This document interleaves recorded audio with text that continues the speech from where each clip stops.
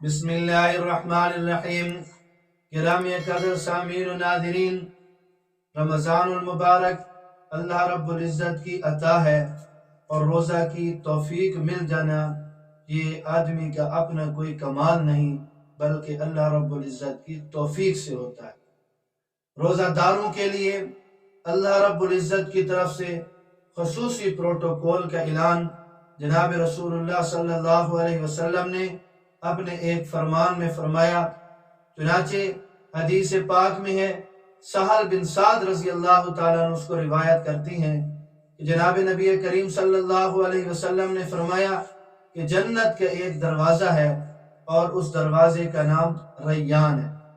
قیامت کے دن اس دروازے سے، اس گیٹ سے صرف اور صرف روزہ دار داخل ہوں گے، اس کے سوا کوئی بندہ جنت میں اس گیٹ سے داخل نہیں ہو سکے گا۔ قیامت کے دن اعلان کیا جائے گا کہ روزہ دار کہاں ہے؟ روزہ دار کھڑے ہو جائیں گے، اللہ رب العزت فرمائیں گے کہ جنت کے اس دروازے سے جس کا نام ریان ہے اس سے داخل ہو جاؤ۔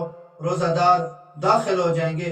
جناب رسول اللہ صلی اللہ علیہ وسلم نے فرمایا کہ پھر اس گیٹ کو، اس دروازے کو بند کر دیا جائے گا، روزہ داروں کے علاوہ کوئی بھی وہاں سے جنت میں داخل نہیں ہوگا۔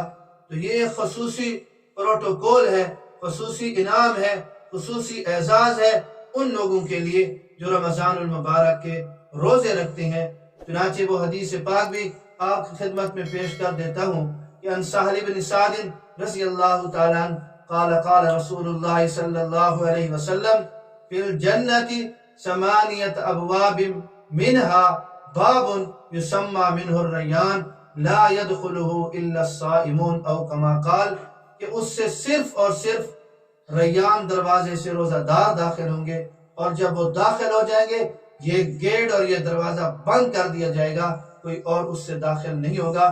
اس لیے رمضان المبارک کی بھی قدر کیجئے اور روزہ کی بھی قدر کیجئے، اور روزہ رکھ کر اپنے آپ کو اس گیٹ سے جنت میں داخلے کا مستحق بنائیے۔